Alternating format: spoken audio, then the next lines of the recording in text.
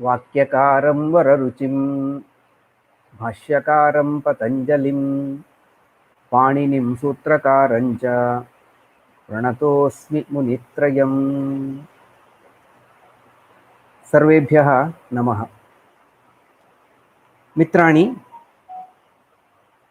शुद्धिकौमुदी वर्गे अद्य अस्ति त्रयोविंशतितमी कक्षा। पूर्वतनकक्षायां वयं फाल्गुणमासे महाशिवरात्रिपर्व भवति इति वाक्यस्य चिन्तनं कृतवन्तः। फाल्गुणमासः इति न वक्तव्यं, फाल्गुणमासः इति वक्तव्यम् इति ज्ञातवन्तः।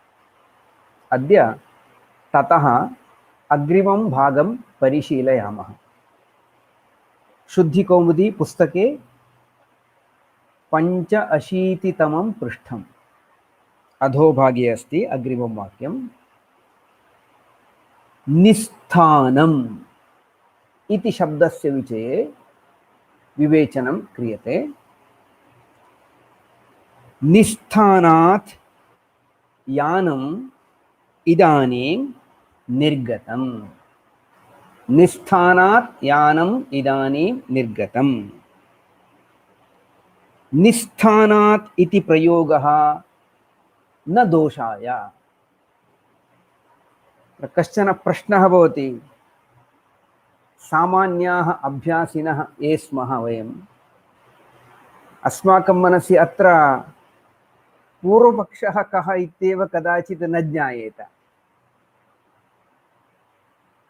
न भवेत् इति किमर्थं वदति इति प्रश्नः भवितुमर्हति।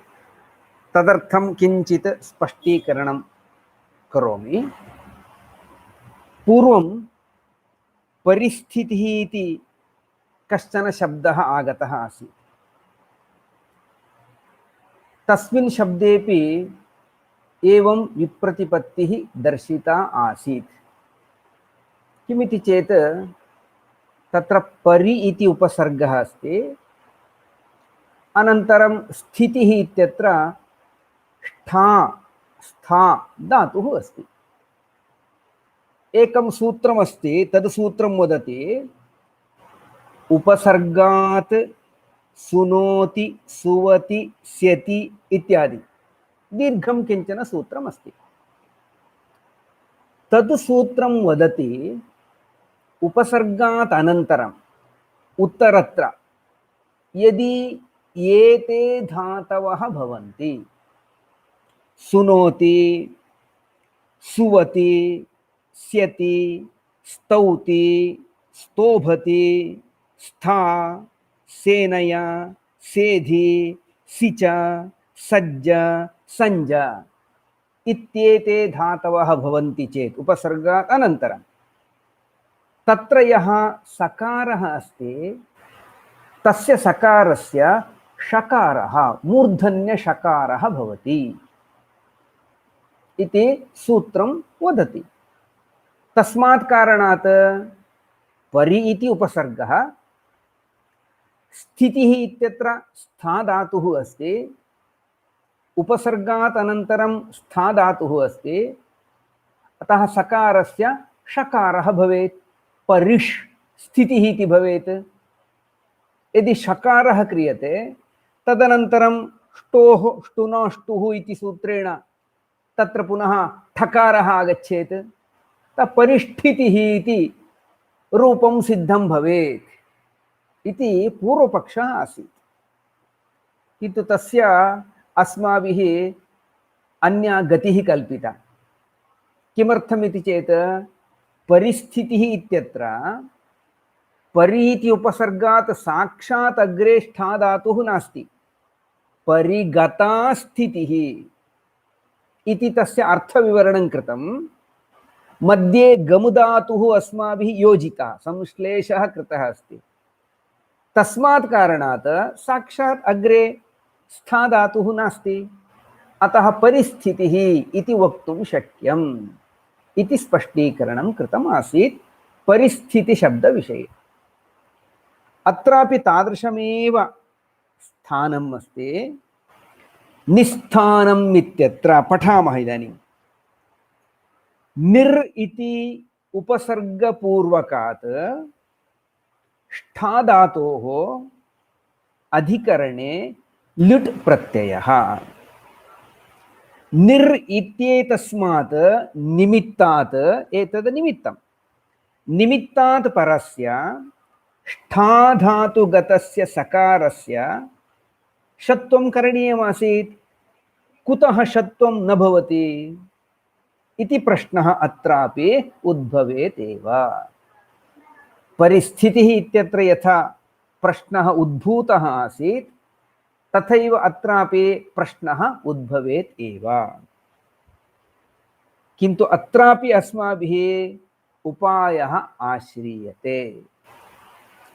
निस्थानम् इत्यस्य विग्रहः उच्यते निर्गत्य तिष्ठन्ति अत्र कानि यानानि। निर्गत्य तिष्ठन्ति अत्र यानानि इति निस्थानम्। एवं यदि उच्यते उपसर्गस्य अनन्तरं गम धातुः भवति। निर्गत्य इति उच्यते खलु, तस्मात् कारणात् निर् इति उपसर्गस्य अनन्तरं गम धातुः उक्तः अस्ति, साक्षात् ष्ठा धातुः नास्ति। अतः उपसर्गस्य गम धातोश्च योगः न तो ष्ठा धातोः योगः। तस्मात् कारणात् उपसर्गयोग अभावात् उपसर्गात् सुनोति स्यति इत्यादि सूत्रेण षत्वं न भवति। तस्मात् कारणात् निस्थानम् इति रूपं शुद्धमेव इति। एवं गम धातोः प्रश्लेषात् षत्वं निवार्यते। निर्गत्य तिष्ठन्ति यानानि अत्र इति कथनावसरे निर् उपसर्गस्य अनन्तरं गम धातोः प्रश्लेषः क्रियते। तस्मात् कारणात् उपसर्गस्य ष्ठा धातोश्च साक्षात् योगः नास्ति, षत्वं निवारितं भवति। भाष्योक्तः एव अयं क्रमः इत्यतः एतस्य अनुसरणं न दोषाय। स्थितस्य गतेः चिन्तनाय अयं क्रमः आश्रीयते इति लेखकः पुनः लिखति। परिस्थिति शब्दः दृश्यतां पुनः इति सूचितवान् अस्ति। अस्माभिः बहु चिन्तनं करणीयं नास्ति। रैल्वे स्टेशन् इत्यर्थे रेल् निस्थानम् इति उच्यते चेत् न दोषाय। संशयस्य अवसरः एव नावश्यकः इति यदि चिन्त्यते तर्हि स्थानकम् इति प्रयोगः क्रियताम्। लोकयानस्थानकम्, रेलयानस्थानकम् इत्येव प्रयोगं कर्तुं शक्नुमः शङ्कां विना। निस्थानशब्दस्य प्रयोगः क्रियते। कथं षत्वं नागतम् इति कश्चन यदि पृच्छति अनेन प्रकारेण समाधानं वक्तव्यं भवति। निस्थानशब्दस्य प्रयोगमेव कुर्मः चेत् निस्थानम् इत्यत्र सकारद्वयं लेखनीयं। निस्थानम् अथवा विसर्गसकारौ वा लेखनीयौ। प्रथमं नि अनन्तरं विसर्गः अनन्तरं स्थानं। सो एकः विसर्गः एकः सकारः अथवा सकारद्वयम् एवं वा लेखनं करणीयं। केवलम् एकस्यैव सकारस्य लेखनं न कर्तव्यम्। एषा जागरूकता अस्माभिः वोढव्या, न विस्मर्तव्यम्। एवं निस्थानशब्दविषये चिन्तनं कृतमस्ति। अनन्तरमस्ति दुर्वासः कोपशीलः मुनिः। वस्तुतः एतस्य शब्दस्य विषये आरम्भे एव चिन्तनम् एकवारं प्रवृत्तमस्ति। पुनः स्मारणमपि भवति, पठामः। दुर्वासः कोपशीलः मुनिः। दुर्वासः इति अपशब्दः, दुर्वासाः इति प्रयोक्तव्यम्। दुर्वास शब्दः सकारान्तः, दुर्वासस् इति प्रातिपदिकम्। दुर्वासस् शब्दः सकारान्तः, दुर्वासस् इति प्रातिपदिकम्। तस्मात् प्रथमा विभक्तेः एकवचने कृते दुर्वासाः इति रूपम्।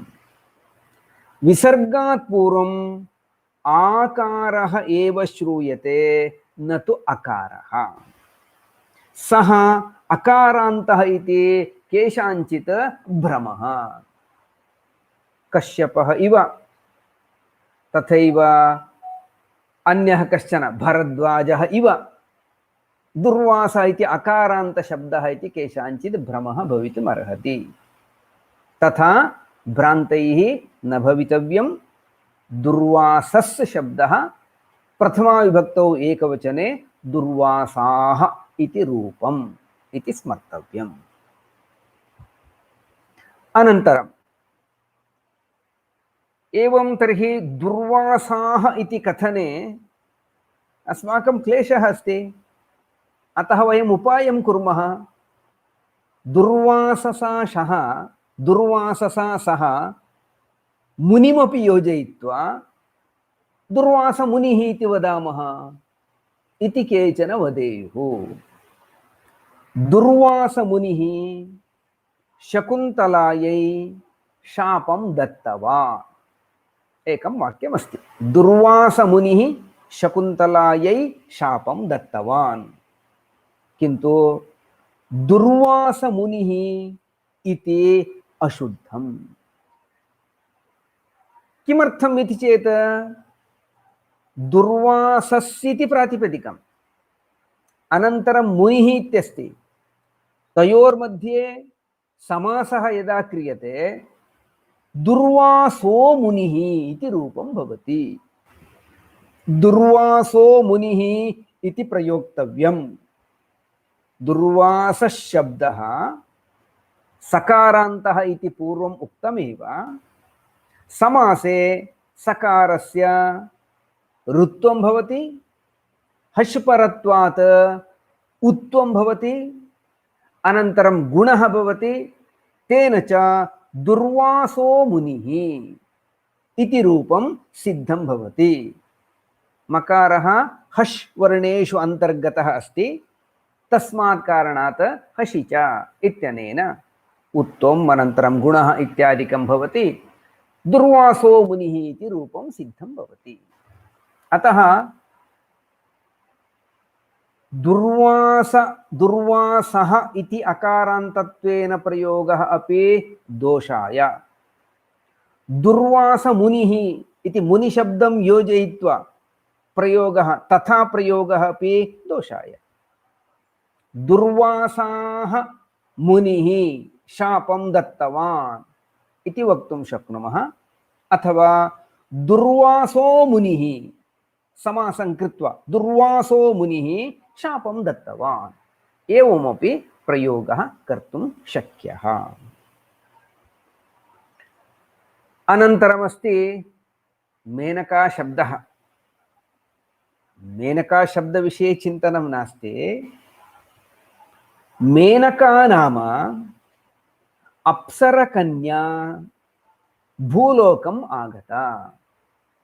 मेनका नाम अप्सरकन्या भूलोकम् आगता। अत्र अप्सरकन्या इति अपशब्दः। किमर्थम् इति चेत् अप्सरः कन्या इति प्रयोगः करणीयः। अप्सरकन्या न अप्सरः कन्या।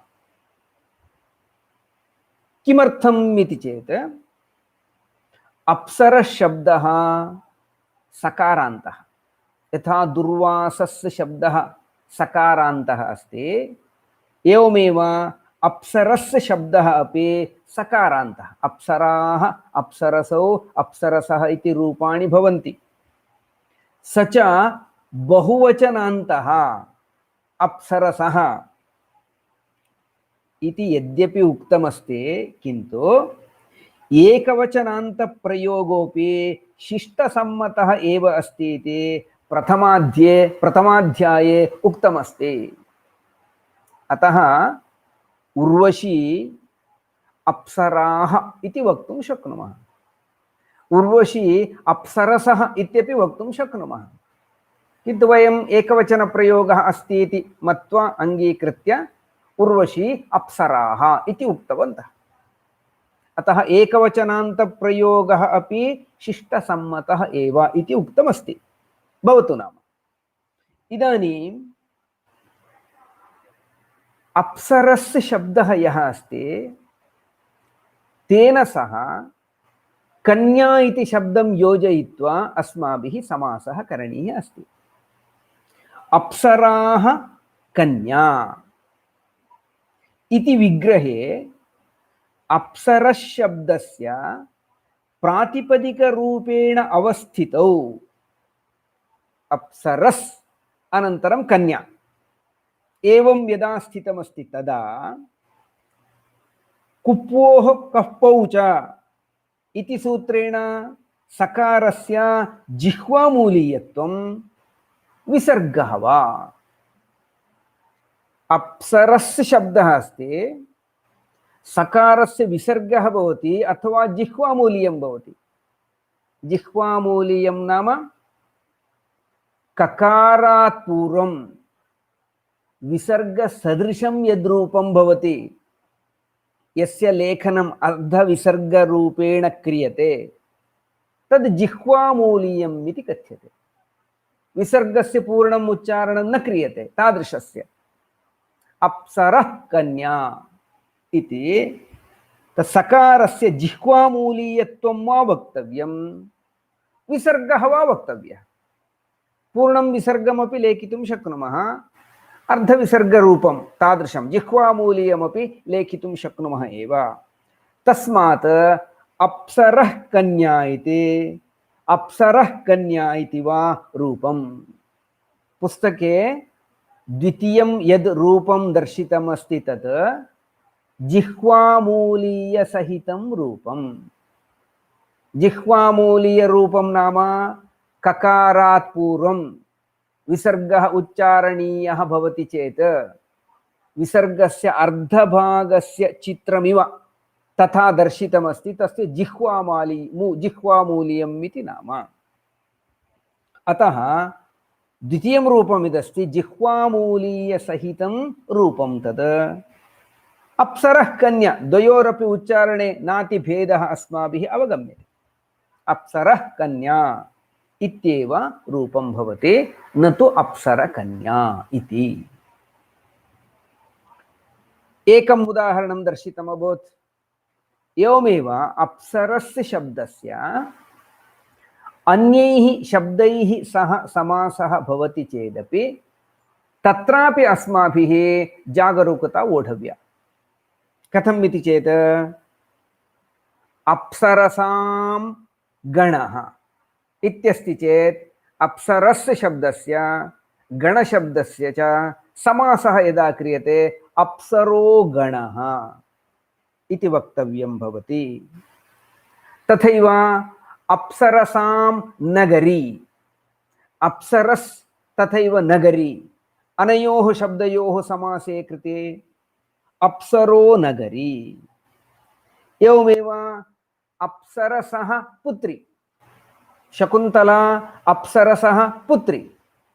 अस्य अनयोः शब्दयोः अप्सरस् शब्दस्य पुत्री शब्दस्य च समासः यदा क्रियते अप्सरः पुत्री इति वक्तव्यम्।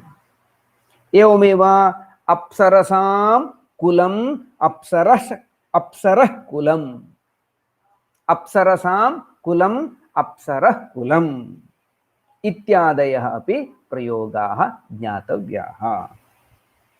विसर्गसन्धिप्रक्रिया अत्र स्मर्तव्या। कुत्रचित् उत्वम् अनन्तरं गुणः भवति, अप्सरो गणः इत्यत्र। कुत्रचित् विसर्गः तथैव तिष्ठति, अप्सरः कन्या इत्यत्र। किमर्थं तथा भवति इति चेत् विसर्गसन्धिप्रक्रिया अस्माभिः द्रष्टव्या।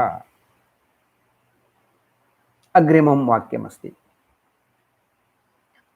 प्रकोष्ठे अनुकूलं बहु अस्ति। कश्चन अतिथिः आगच्छति, तस्य प्रकोष्ठे वयं व्यवस्थां कल्पयामः, अनन्तरं पृच्छामः प्रकोष्ठे अनुकूलम् अस्ति वा इति पृच्छेम कदाचित्।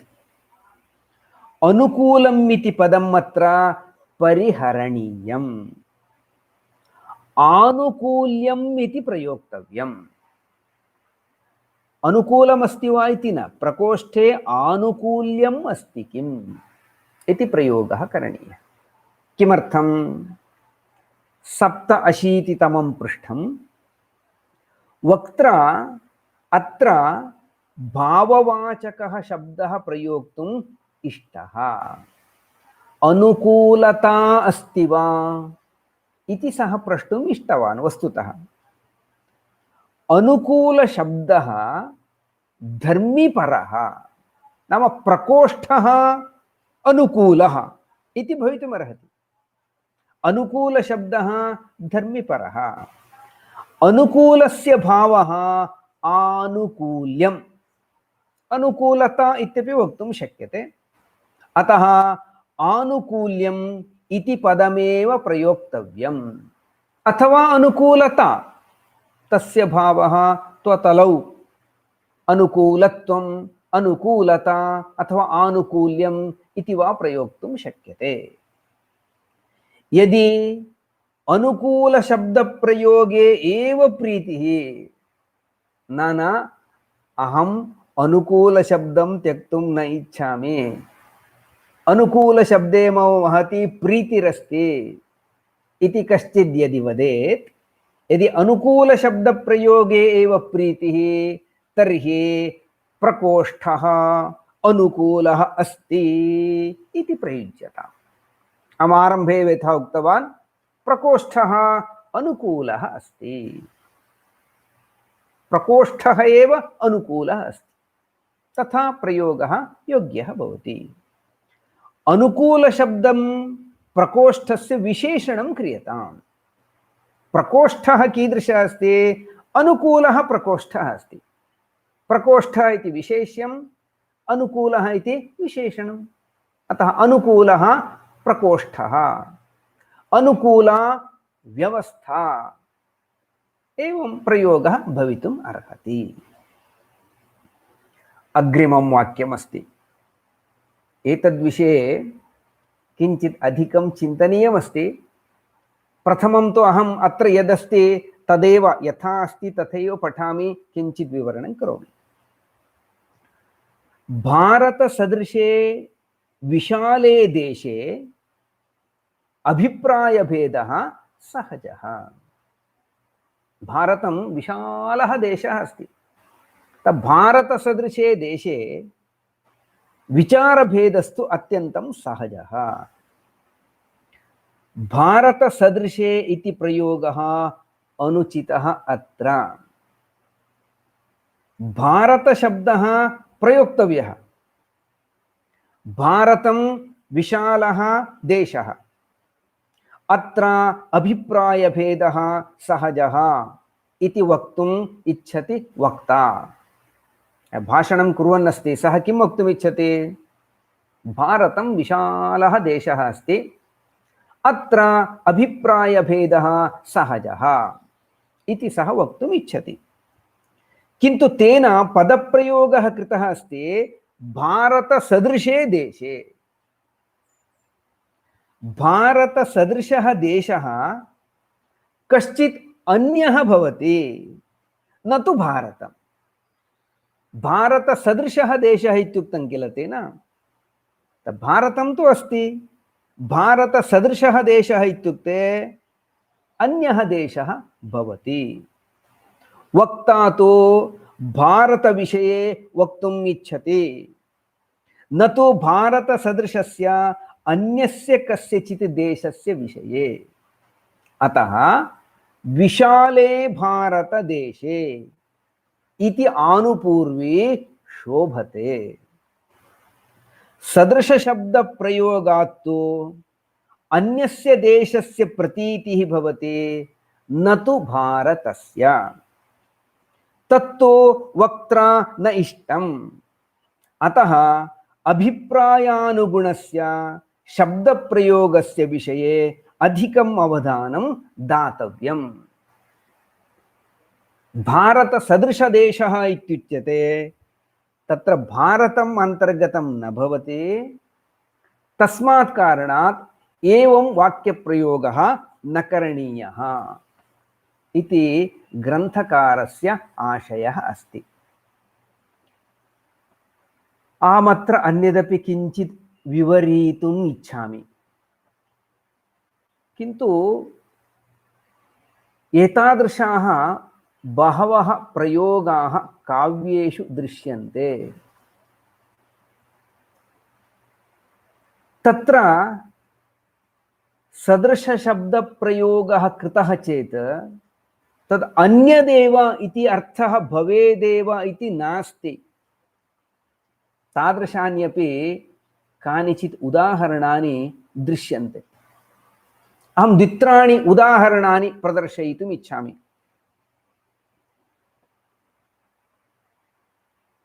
वाल्मीकि विरचिते श्रीमद् रामायणे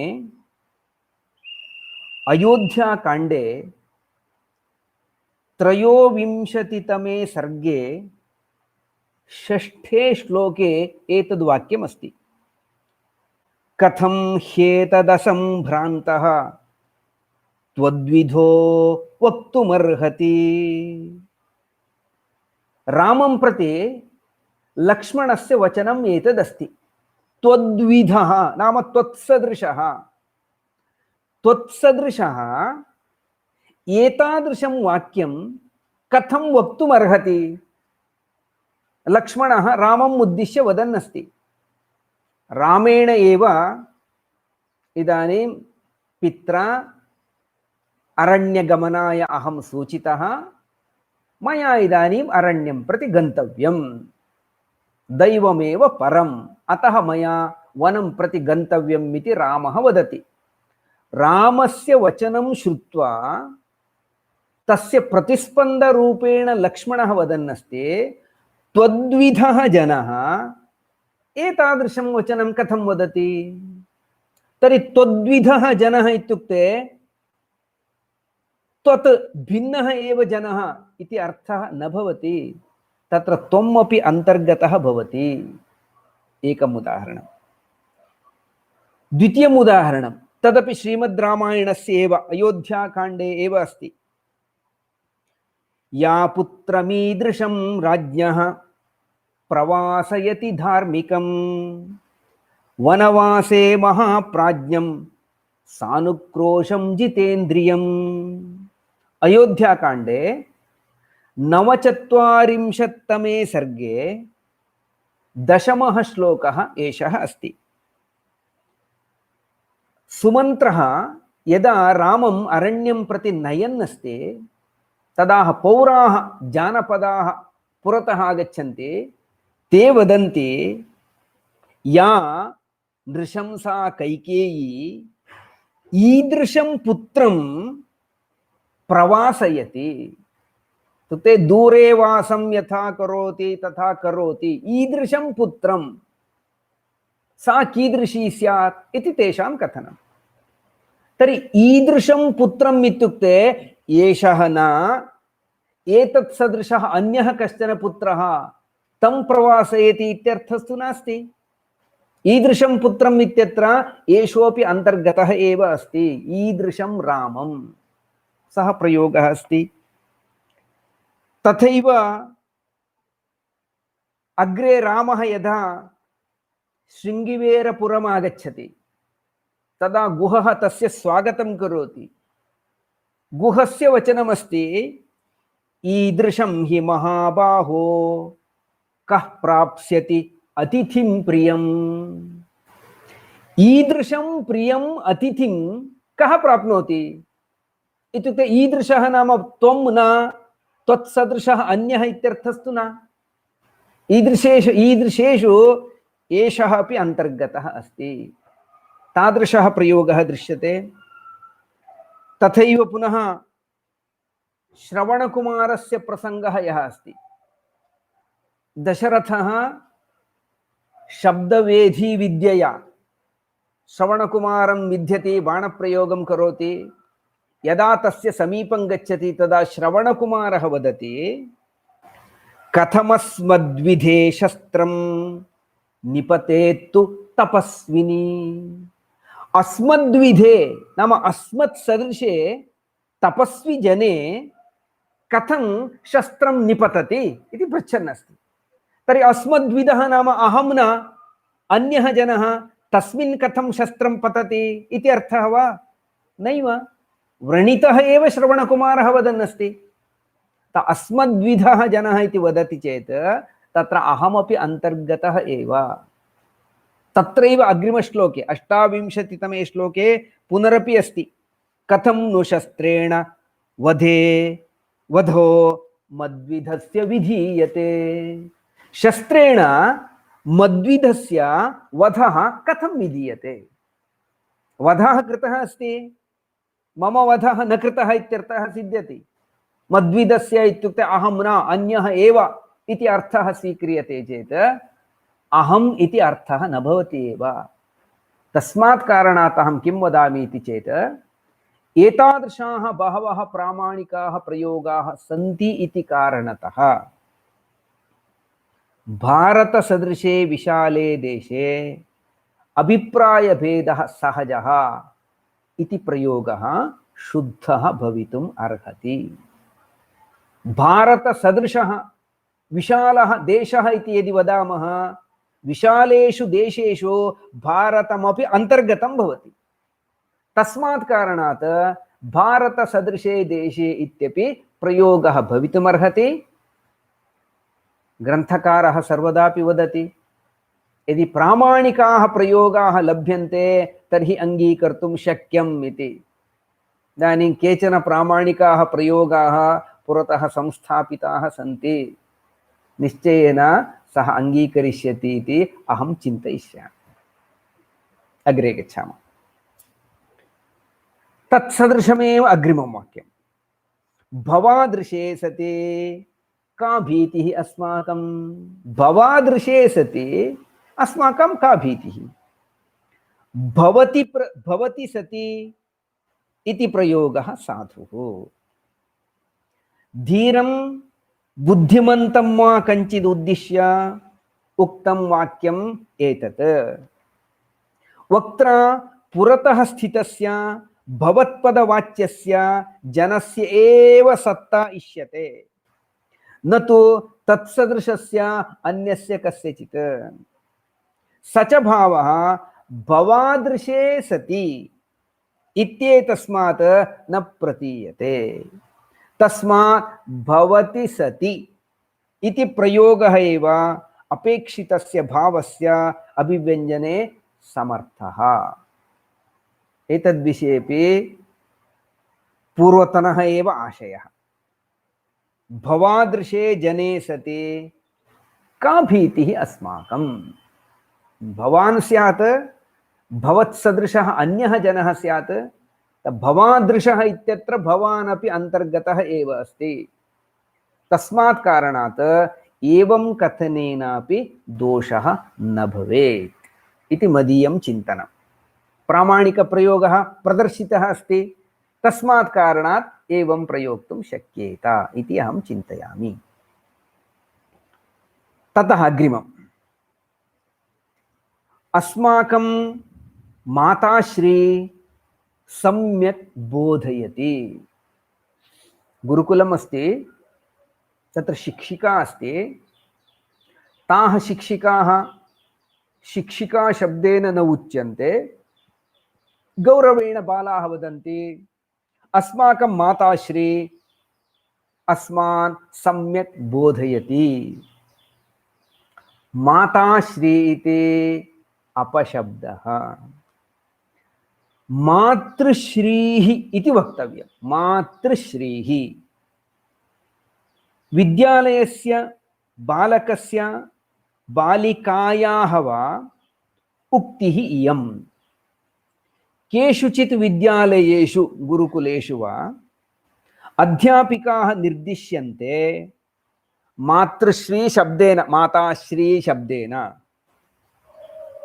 तत्र पुनः श्रीः इत्येषः न ञन्तः अतः प्रथमैकवचने कृते न सुलोपः तस्मात् विसर्गस्य श्रवणम् अतः श्रीः माताश्रीः इति श्रीः इति विसर्गसहितमेव वक्तव्यम् इति एकः विषयः माताश्रीः इति न श्रीः इति वक्तव्यम् इति एकः विषयः द्वितीयः विषयः मातृशब्दः अनन्तरं श्रीः इति शब्दः मातृश्रीः इति स्थिते मातृरूपा श्रीः इति मध्यमपदलोपी समासः वक्तव्यः भवेत् मातृश्रीः इति उच्यते तस्य विग्रहवाक्यं कथम् इति कश्चन पृच्छति चेत्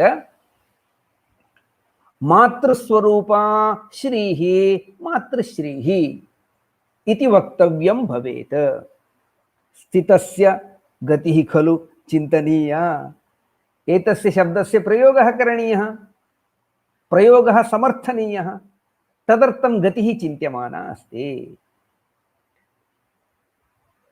मातृशब्दस्य प्रातिपदिकरूपेण स्थितौ मातृशब्दः श्रीशब्दः समासे कृते सते मातृश्रीः इति रूपम् प्रातिपदिकं तु मातृ इति आकारः प्रथमैकवचनान्ते श्रूयते न तु प्रातिपदिके मातृशब्दः एव प्रथमपुरुषे प्रथमाविभक्तौ एकवचने माता इति तत्र श्रवणसमये आकारः श्रूयते एवमेव पितृश्रीः भ्रातृश्रीः इत्यादयः अपि इदं तु स्मर्तव्यं यत् न एषा संस्कृतशैली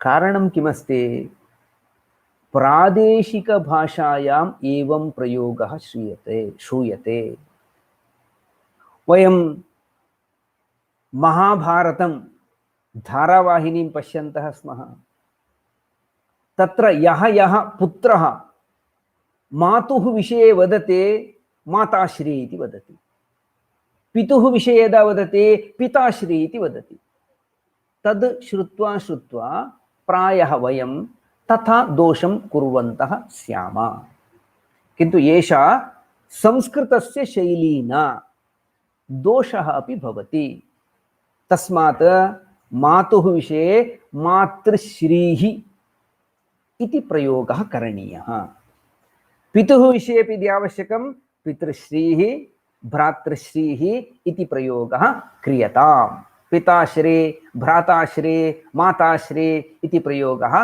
न करणीयः स्पष्टा धारणा एतद्विषये अग्रिमं वाक्यमस्ति अहं तं पृष्टवान् तेन कापि प्रतिक्रिया न दर्शिता अहम् एवं करोमि वा गच्छामि वा इति अहं किञ्चित् पृष्टवान् किन्तु तेन कापि प्रतिक्रिया न दर्शिता प्रतिक्रिया इति अस्थाने प्रतिस्पन्दशब्दः शब्दान्तरं वा प्रयोक्तव्यं प्रतिस्पन्दः प्रतिक्रिया शब्दः प्रतीकारार्थकः अस्ति निवारणोपायार्थकः वा अस्ति निवारणम् इत्यर्थेपि तस्य प्रयोगः क्रियते नमस्ते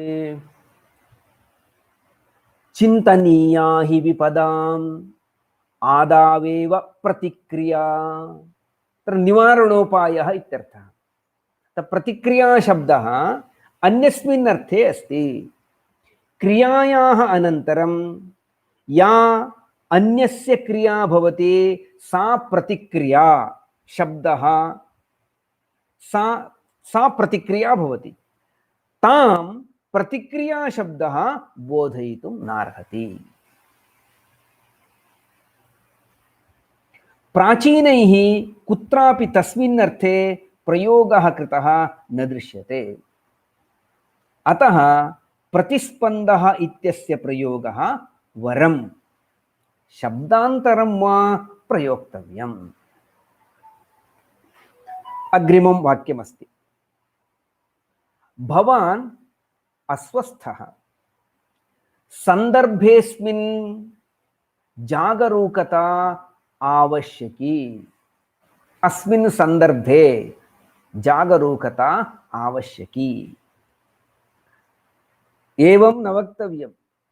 अवसरेऽस्मिन् सन्दर्भेऽस्मिन् न अवसरेऽस्मिन् इति प्रयोक्तव्यम्।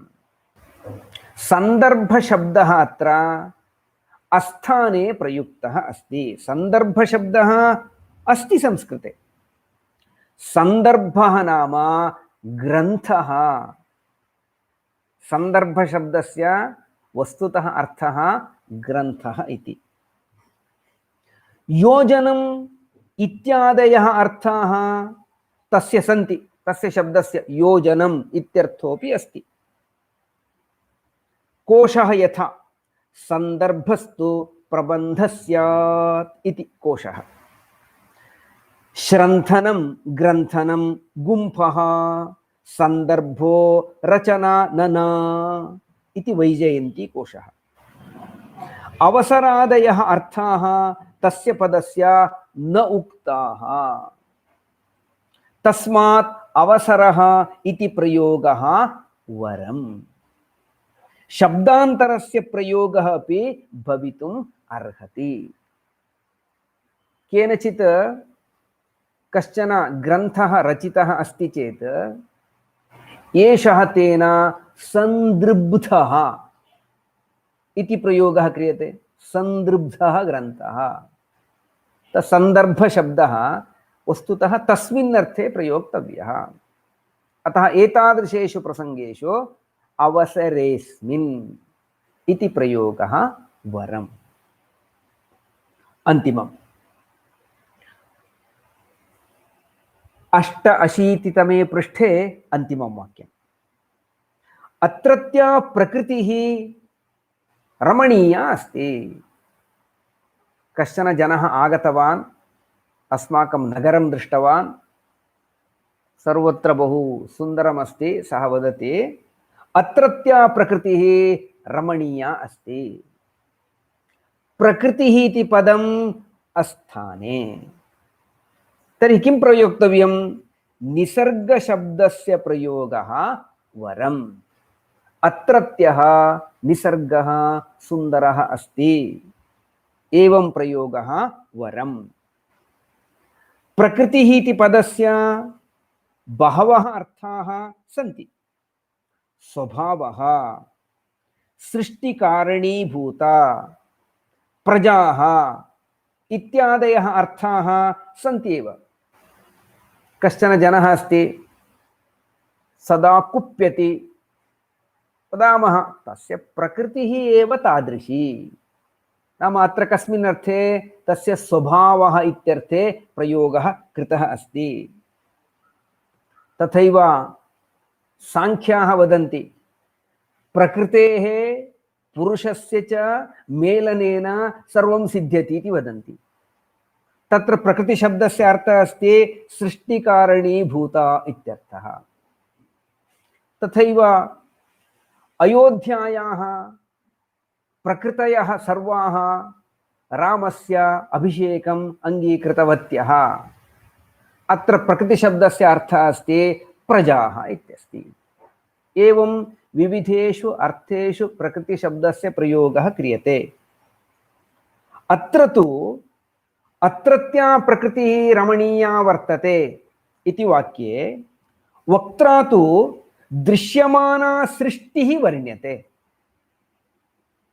प्रकृतिपदं सृष्टिं न बोधयति।